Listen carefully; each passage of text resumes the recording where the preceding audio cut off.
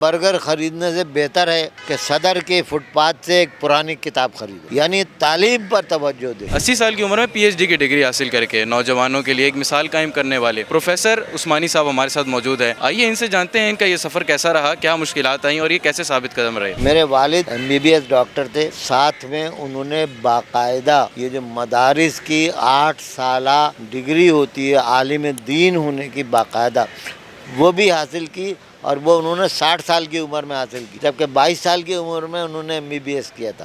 PhD کی degree کا موضوع تھا FM ریڈیو کے اثرات کراچی کے شہریوں پر۔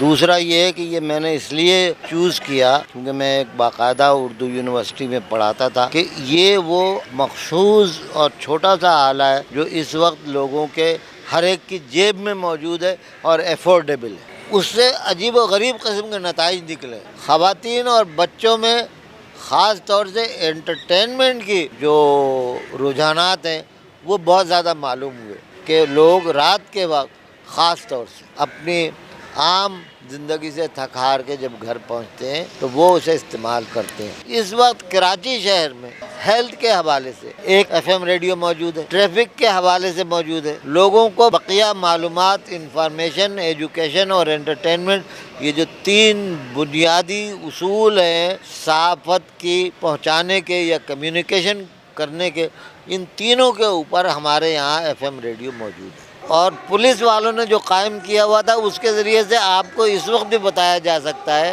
کہ اس وقت کون سی روڈ کے اوپر سب سے زیادہ رش ہے، برائے کرم اس روڈ پہ نہ جائے۔ آپ کو 2 مرتبہ دل کا عرضہ بھی آیا اور آپ کو کووڈ بھی ہوا، تو یہ بتائیے گا کہ اتنے مسائل اور اتنی زیادہ طبیعت خراب کے ساتھ آپ نے سب کیسے؟ مجھ پہ 2 دفعہ ہارٹ اٹیک ہوا اور 1 دفعہ کورونا کے لائٹ سا ہوا، بہت زیادہ تیز نہیں ہوا، لیکن وہ چونکہ میری تیاری پہلے سے تھی اس وجہ سے۔ لیکن اس سلسلے میں اصل کام جو ہے نا وہ ڈاکٹر توصیف احمد خان اور میرے کولیگز کا خاص طور سے، جنہوں نے مجھے مستقل اس کام سے ہٹنے نہیں دیا۔ اور کسی حد تک دوسرے اٹیک کے بعد میرے ڈاکٹر نے مجھ سے کہا کہ آپ جو ہے نا 2 دن کے بعد آپ یونیورسٹی جائیں گے۔ کیوں؟ میں نے کہا کہ بھائی ابھی تو میں اٹھاؤں اس دورے سے۔ کہنے لگے نہیں، جب آپ مصروف ہوں گے اور جب آپ کام کریں گے، جب آپ آگے جائیں گے لوگوں کو اور خصوصاً بچوں کو جب پڑھانا شروع کریں گے تو اس سے آپ کی صحت نسبتاً بہتر ہوگی۔ اور ان کی یہ بات بالکل صحیح ہوئی۔